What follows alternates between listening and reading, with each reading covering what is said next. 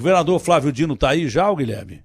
Já está aí o governador? Já está aqui sim, Bom, o governador deve ter ouvido o discurso do presidente Jair Bolsonaro. E, governador, o senhor é um desses comunistas que podiam tomar conta do poder, segundo o Bolsonaro ou não? Ele abre o discurso, olha, tivemos à beira do comunismo, do socialismo e daí por diante. Começou assim já o discurso. Bom dia, é um prazer falar com o senhor, governador. Do mesmo modo, Datena, quero saudá-lo, saudar todos aqueles que nos acompanham. Eu lamento muito como brasileiro que a voz mais importante da nossa pátria seja tão mal utilizada, uma vez que foi um discurso recheado de fake news, de agressões contra a imprensa, como você ressaltou logo no começo, contra governadores, contra prefeitos, contra a ciência, contra os médicos, enfim, é uma oportunidade perdida. O Brasil vai se isolando e a conta aparece com uma má vontade internacional contra o Brasil. Isso dificulta investimentos, isso faz com que o dólar suba, e o dólar subindo aumenta o preço da comida, do combustível, do gás de cozinha, enfim, mais um desastre diplomático cometido pelo presidente da República. Eu acho que não vai ser recebido com boa vontade esse discurso em lugar nenhum do mundo. Até a hora que ele fala em acudir os afegãos, ele olha, receberemos políticos cristãos. Ajuda humanitária não é só para cristão, é para quem não acredita em Deus também, para quem tem outras religiões. Não é? Quando ele fala cristãos, quer dizer que só os cristãos afegãos é que poderiam entrar no Brasil. A ajuda humanitária tem que ser inteira, não pode ser pela metade. A humanidade chega até quem não acredita em Deus, né? Isso é o que pregava Jesus, né? Claro. Datena, eu sou cristão e católico e por isso sei que Jesus Cristo contou inclusive a parábola do bom samaritano, que é uma parábola muito conhecida, que exatamente mostrava como você deve ter generosidade com todos e com todas. E, de outro lado, se você vai para uma tribuna internacional, você tem que levar em conta a realidade dos outros povos. Você não pode fazer um discurso de agressão, um discurso violento, e um discurso, além de tudo, arrogante. Quando ele diz, por exemplo, que o Código Florestal brasileiro deve servir de exemplo, que nenhum país do mundo faz aquilo que o Brasil faz, é um discurso que soa mal perante a comunidade das nações. É como se fosse uma imposição de uma mentira. Então, nós temos que relacionar, infelizmente, como você diz, essa postura errada com os problemas que nós estamos atravessando. E por que eu digo isso, Datena? É porque, no meio do discurso, ele diz que a inflação ele não reconhece os problemas. Ele diz que a inflação do preço dos alimentos derivou... É culpa de governador, do combate prefeito. à pandemia. Isso é mentira. É mentira. Ele diz que é culpa de prefeito e governador. Isso, que é culpa de prefeito e governador. Isso é uma mentira. E não de uma política econômica desastrosa do Paulo Guedes. O Paulo Guedes não fez nada para o povo até hoje. Verdade que os parlamentares fizeram pouco também no Congresso. Porque o povo tem que ser ajudado durante a crise. Mas o Paulo Guedes, ministro da Economia, não fez nada para o povo brasileiro. Pelo contrário, só prejudicou o auxílio emergencial que ele colocou de $800, né, e colocou muito mal, porque os caras vão destrinchar isso aí. Mas como $800? R$5.500 para cada brasileiro? Não. Isso aí foi... Ele somou todas as parcelas, juntou tudo numa coisa só. Porque, na realidade, foram $100 de auxílio emergencial. Não mais que isso. Isso vai pegar mal. Muita gente vai entender como mentira isso aí. Né? Se juntar tudo, dá mais ou menos isso. Dá um pouco menos que isso. Mas quando ele fala auxílio emergencial de $800, parece que cada brasileiro recebeu mais de 5 paus por mês, o que não está longe de ser verdade. Né? Bom, ele já falou que a culpa da economia se deve aos senhores governadores, prefeitos e daí por diante.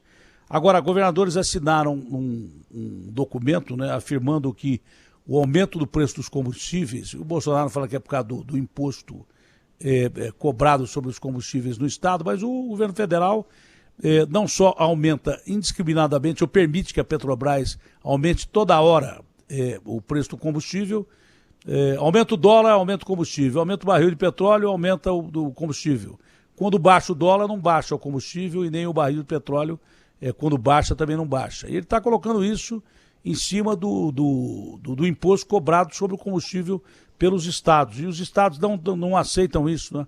É o ICMS cobrado pelos estados, mesmo porque ele não retirou, como ele disse que ia retirar, os impostos dos combustíveis, porque o Paulo Guedes não deixou.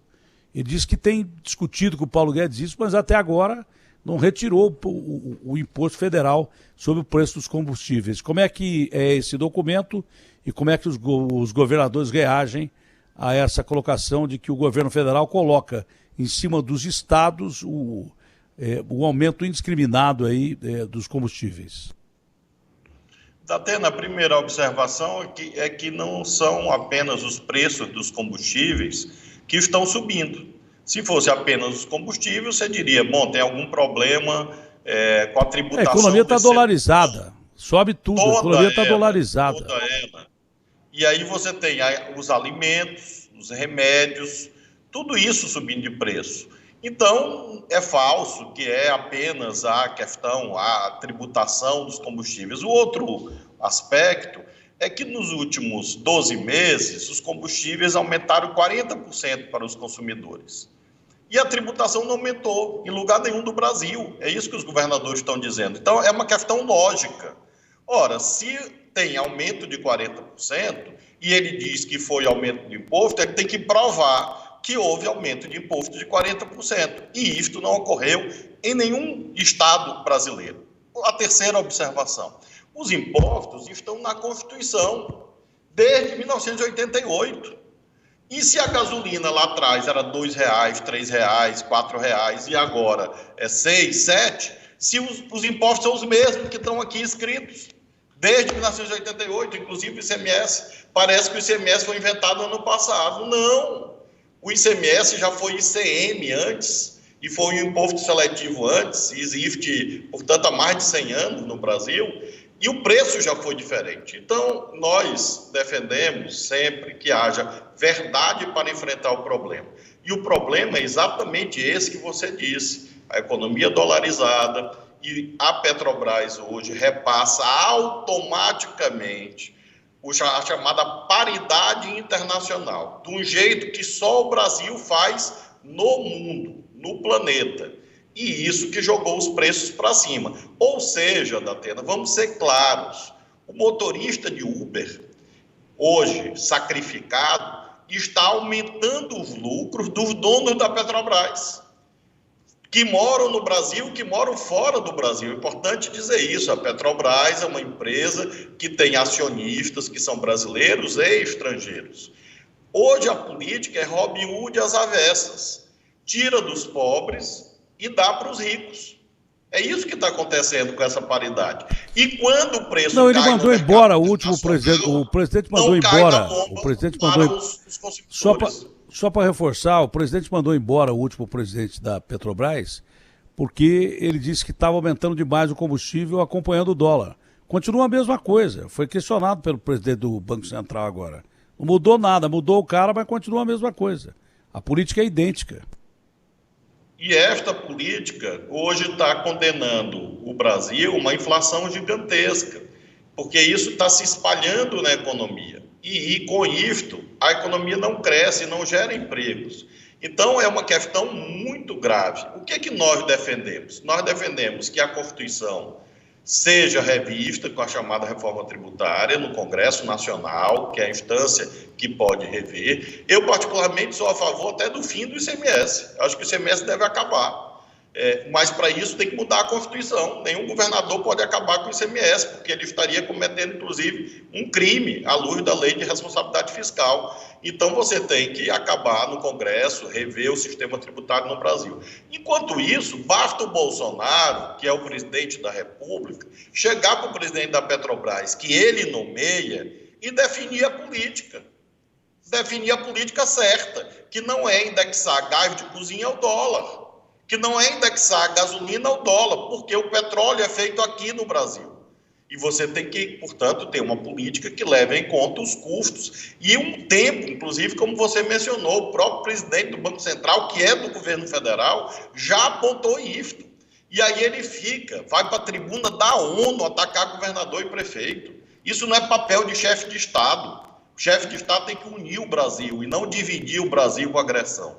Então eu espero que em algum momento o Congresso ou alguém promova algum tipo de diálogo, porque do jeito que está, não dá para continuar. Não dá para continuar esses preços disparando e ficar culpando os governadores. Como é que os governadores podem descumprir a Constituição? Como é que você pode rasgar a Constituição? Então, essa é a questão fundamental da temática dos preços e que nós temos que ver uma forma de corrigir o quanto antes, porque desse jeito a economia não vai voltar a crescer. Os indicadores já estão aí mostrando isto. E não é com grito, não é com agressão, não é com tentativa de golpe de Estado que você vai resolver esse problema.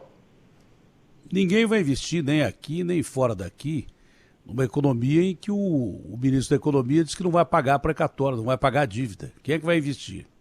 Quer dizer, continua o desemprego em alta, o empresário brasileiro não tem confiança em investir e o investidor de fora não tem confiança em investir no nosso setor produtivo aqui. Quer dizer, afasta o dinheiro bom. Aparece o cara que vem especular na bolsa, que vem jogar no dólar e daí por diante. Esse é dinheiro ruim, que não interessa ao Brasil. Agora, uma coisa estranha, né? Tem muita gente que não sabe. Uma observação interessante, você falando do Paulo Guedes e dos precatórios. Você pegar o ano de 2021 inteiro, só teve um aumento de imposto feito no Brasil, feito exatamente pelo governo federal. Foi o aumento do IOF agora para encarecer o crédito. Encarecer o crédito. Não, foi o meu comentário de abertura. Foi o meu comentário de abertura, porque o Paulo Guedes prometeu, dentre outras coisas, que ele jamais aumentaria imposto. E aumentou, descaradamente. Ele esqueceu do que ele falou. Do mesmo jeito que ele fala que empregada não pode ir para a Disney, que tanto faz aumentar a energia elétrica, que o governo tem culpa sim, não é só São Pedro. Se você usasse as termoelétricas antes, que a gente sabia que ia ter uma seca grande, hoje a previsão do tempo ela é quase que perfeita e você tem com antecedência. Você sabia que ia ter uma seca enorme aí com esse fenômeno Laninha. Você podia ter usado as termoelétricas antes e os reservatórios não estariam usando volume morto hoje em dia. Você não teria gasto tanta água num período que não podia gastar. Agora, o que eu acho estranho, por exemplo, muita gente não sabe, a gente exporta petróleo para a China, tá? Então nós temos petróleo, somos autossuficientes em petróleo, exportamos petróleo até para a China. Agora, por que não tem refinarias suficientes para refinar o petróleo aqui, se a gente tem que usar refinaria fora do país? Por que até hoje a gente não tem refinaria e nada que eu ouço falar de investimento do governo aponta para uma nova refinaria? Nada, nada. A gente manda refinar parte do nosso petróleo fora do Brasil. Isso é um absurdo até hoje. Não é? E falando em refinaria, não está subindo o preço do combustível nas refinarias, mas segundo a ANP, o preço está subindo das bombas. Como é que isso acontece, governador, para entender bem? É importante lembrar essa causa estrutural que você fala, que é a baixa capacidade de refino no Brasil. Isso faz com que a gente exporte petróleo bruto e compre o combustível refinado muito mais caro e em dólar. Então, nós teríamos que estruturalmente ampliar a capacidade de refino no Brasil. Ocorre que empresas estrangeiras não têm interesse em fazer esse investimento. Então, teriam que ser empresas brasileiras, ou a Petrobras ou outra empresa brasileira, mas sem dúvida, você tem inteira razão, a soberania energética é uma temática fundamental para resolver estruturalmente esse problema. Agora, hoje também você tem que lembrar que vigora a chamada economia de mercado, os preços são livres, ou seja, também há fatores de mercado, às vezes, quando o presidente da República desinforma, parece que o preço do combustível é fixado pelos governadores. Não, você tem um preço que é fixado, que é o preço lá na venda pela Petrobras, esse preço é fixo. Todos os demais preços são fixados Como tem o imposto, mercado. Ele sobe naturalmente, né? Como tem o imposto, claro, ele sobe naturalmente. Claro, E aí todos os demais preços da tenda estão sujeitos à lógica de mercado. Então, o custo do transportador, o custo de quem carrega, de quem distribui, o custo do posto de combustível, são empresas que visam oferir lucro. Nenhum governador tem um poder de baixar uma tabela de preços, ou prefeito. Agora, você tem que mexer no quê? Você tem que mexer nos aspectos estruturais, quais sejam isso é o Congresso, reforma tributária. E a paridade de reforma preço tributária. no mercado internacional. Mas a reforma tributária cairia com uma luva. Cairia, se o Congresso promovesse uma reforma tributária, você podia até extinguir ICMS. Mas o que o governador está querendo dizer é que os governadores não têm poder de tirar o ICMS, porque estão cometendo crime. Então teria que ser uma reforma da Constituição, e quem faz a reforma da Constituição é o Congresso que te representa. É o seu Senado, é o seu senador, seu deputado e daí por diante. Bom, eu não sei onde é que nós vamos parar. A confiança do mercado financeiro é baixa, inclusive do mercado interno. A confiança do mercado externo é pior ainda no Brasil, e não há vontade absolutamente nenhuma, boa vontade para com o Brasil por causa desse país isolado que a gente ficou. Qual é a alternativa que o senhor percebe do horizonte para a gente tentar resolver essa crise, para que ela não piore? Vamos ter uma crise hídrica aí, piorando, segundo as informações. Eu acho, sinceramente, que quando tiver que chover, vai chover. Mas até lá a gente vai sofrer. Acho que aumentaram muito a energia elétrica fora do tempo, não usaram as termoelétricas, a gente agravou essa crise, mas quando tiver que chover, acho que vai chover, eu acho, por intuição. Faz 26 anos que eu vejo carro boiando em dezembro, que eu vejo gente andando no meio de cidades alagadas, mesmo porque as cidades não têm saneamento básico adequado, político não mexe muito embaixo da terra, mas quando tiver que chover, vai chover. Mas até lá, nós estamos enfrentando uma crise seríssima. Aliado à crise da energia, o preço alto do gás, do petróleo, nós temos uma crise elétrica aí que nós vamos ter que enfrentar até quando começar a chover e encher o reservatório. Esse é o pior dos quadros, né? Porque também tem um detalhe, se a seca continuar, como é que fica a safra da cana? Mas da Atena, o que tem a ver a cana? Pô, quase que metade do nosso combustível é misturado com álcool, 27% do nosso combustível, da nossa gasolina, é misturada com álcool, fora o combustível álcool mesmo. E se subir demais o preço de açúcar, vai interessar o usineiro fazer mais açúcar para vender para fora ou álcool? Que a gente usa mais aqui. Isso vai encarecer ainda mais o combustível.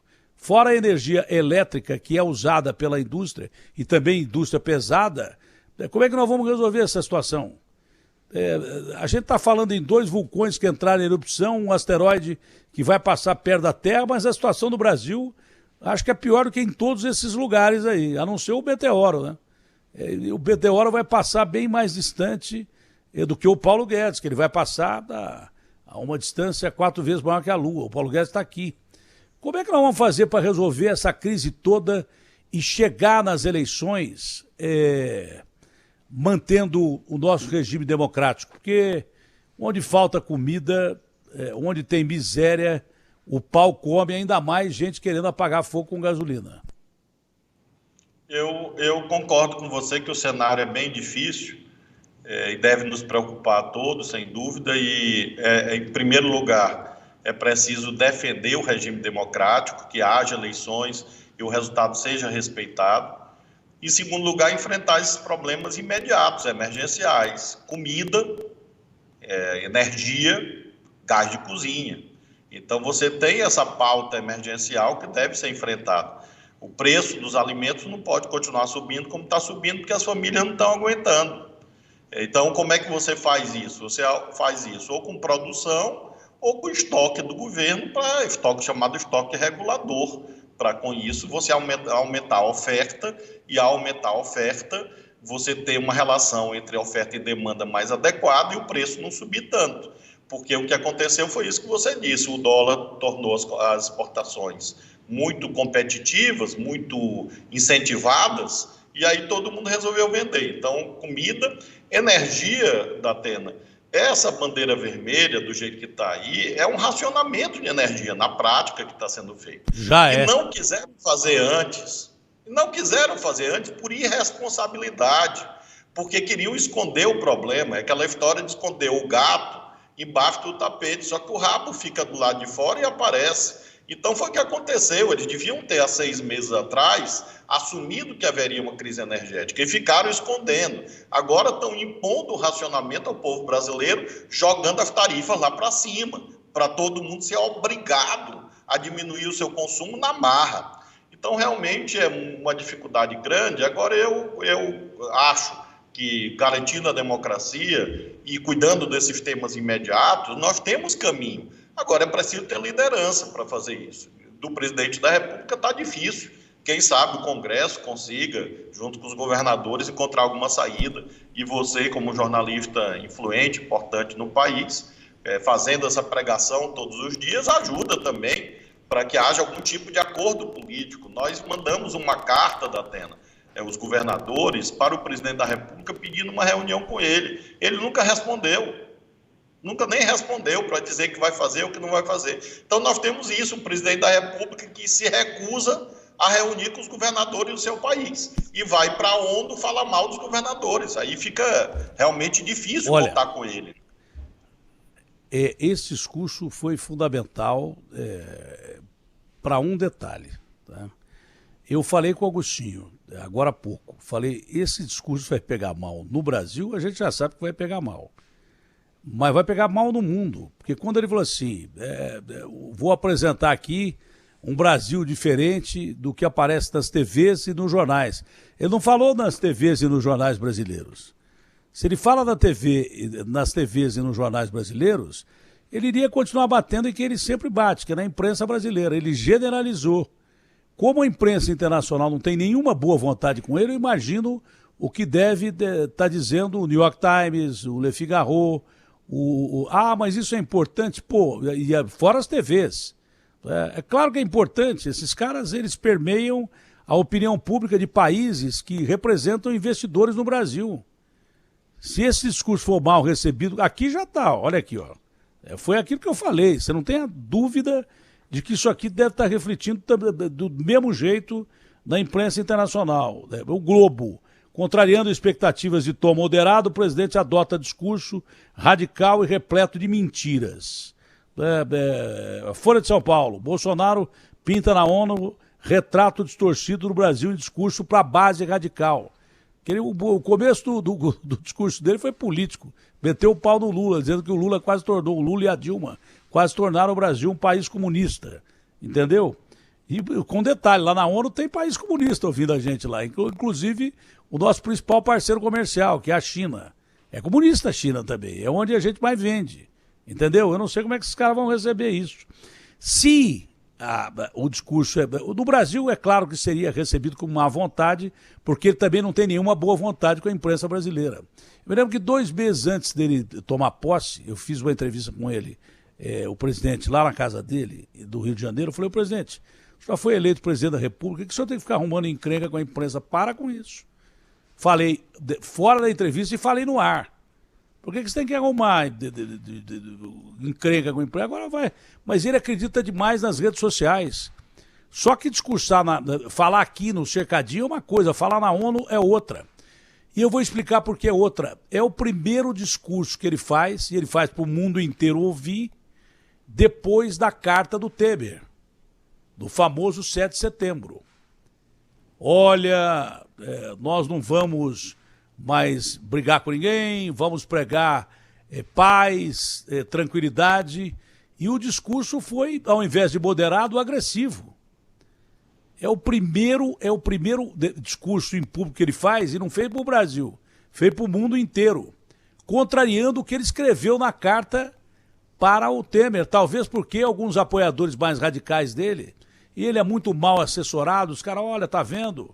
Você está perdendo voto pro Lula aí, porque você pediu arrego na carta pro Temer, do Temer. Olha, e aí ele vai e faz esse discurso de 5 minutos na ONU, que não vai ajudar em nada a imagem internacional do Brasil e vai piorar muito a confiabilidade no Brasil de quem achava que ele pudesse ser contido até, nos seus pronunciamentos, até as eleições.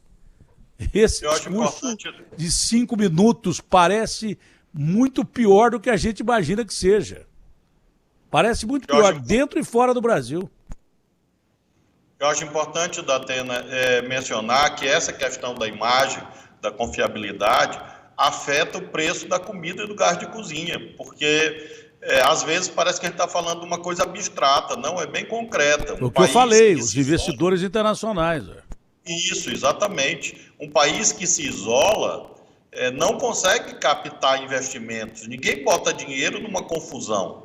Então, o que acontece? Vem menos dólar para o Brasil. Quando tem menos dólar no Brasil, o preço do dólar sobe, e aí sobe também o preço dos demais produtos, inclusive do gás de cozinha, da gasolina, dos alimentos. É importante também isso que você destaca sobre a postura dele, porque como é que ele vai falar que levou a pandemia a sério, quando a gente sabe que ele não...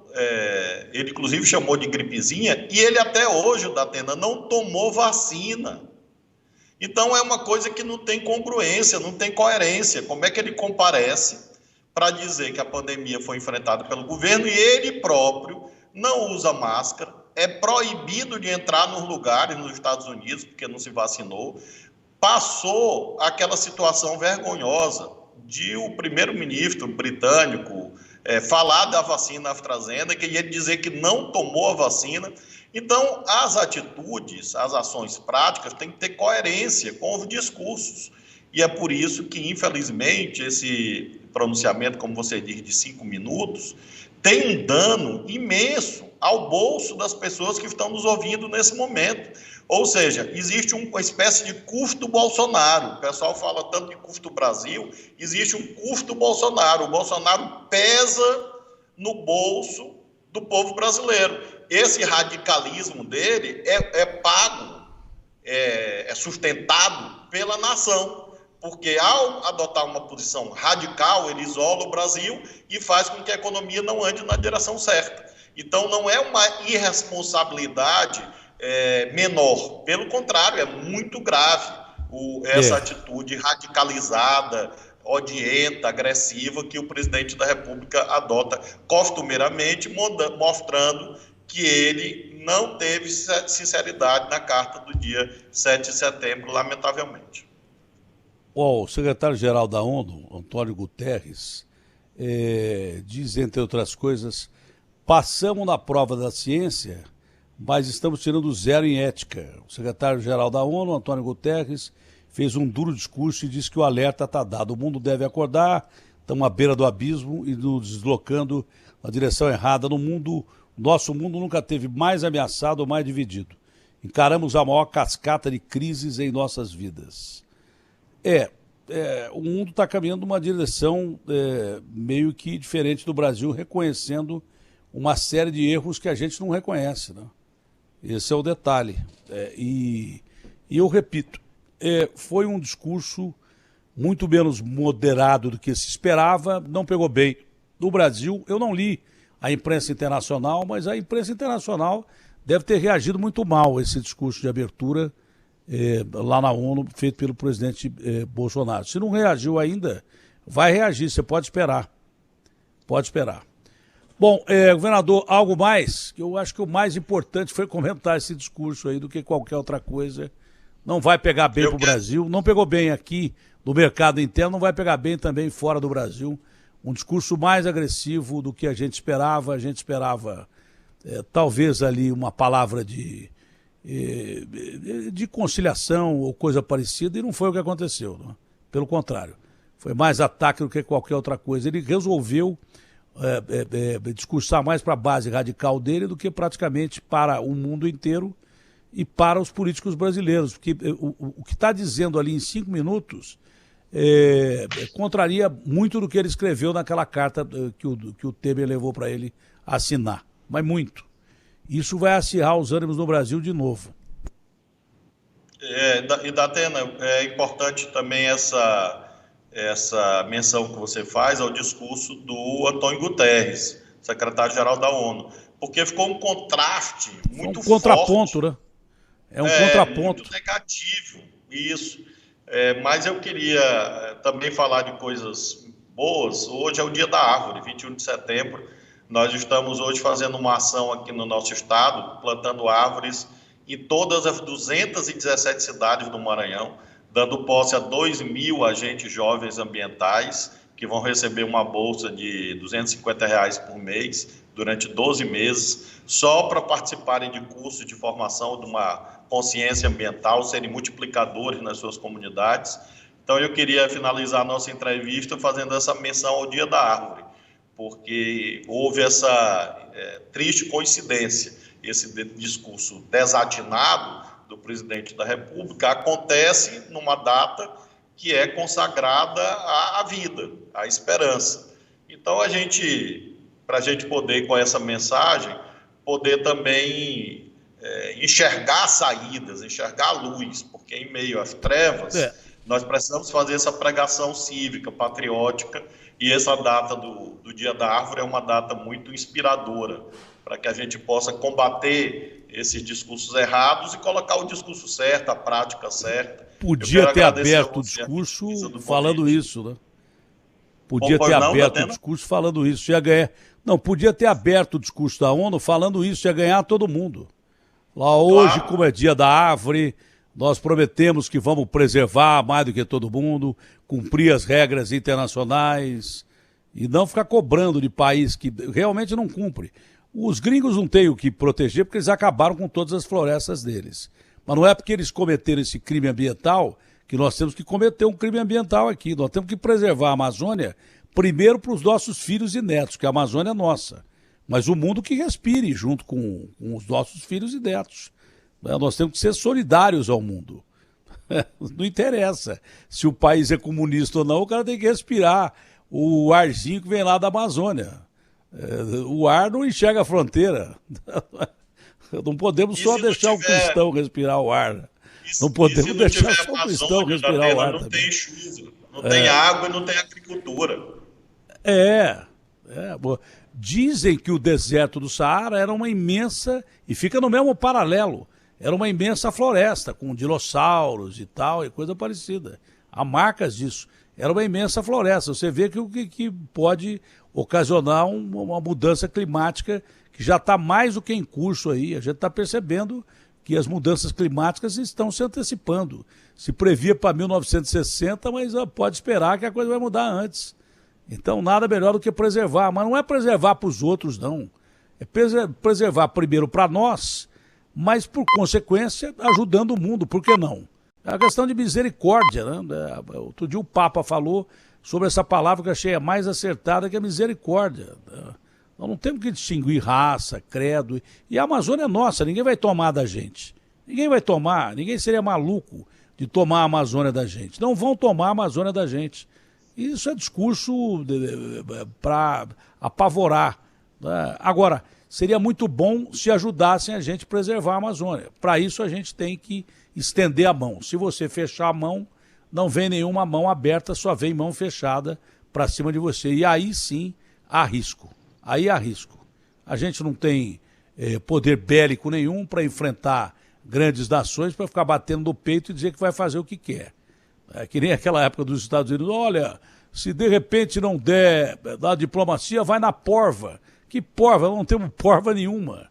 Nós não temos munição para... As Forças Armadas estão depauperadas, inclusive o presidente Jair Bolsonaro não fez nada para melhorar a questão das Forças Armadas, que precisam, no meu ponto de vista, ser armadas para defender, porque o Brasil não tem histórico bélico. O Brasil é um país de paz, mas nós estamos sentados em cima das maiores reservas de água, de mineral, de flora e fauna. Nós temos que defender isso aí, precisamos defender a nossa Amazônia Azul. Você deixando as Forças Armadas de lado, você teria que ter pelo menos um discurso internacional muito bom e não belicista. A gente faz o contrário. A gente não tem nem estilingue, quer brigar com o mundo. Não dá.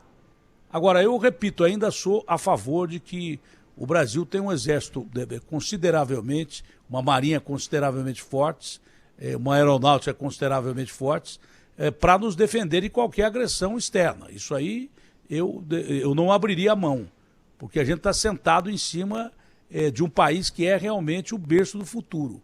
Mas para isso a gente tem que preservar o berço do futuro, melhorar o nosso discurso internacional, não sermos béricos com ninguém e nos prepararmos para qualquer eventualidade de qualquer maluco que tem aqui à nossa volta, que pode atacar a gente, que qualquer um desses caras que entrar aqui ganha uma guerra da gente, porque a gente está depauperado, inclusive nas Forças Armadas, que um presidente militar não fez nada para rearmar as nossas Forças Armadas. Tem esse detalhe também, que é por isso que os caras também não querem saber de golpe, né?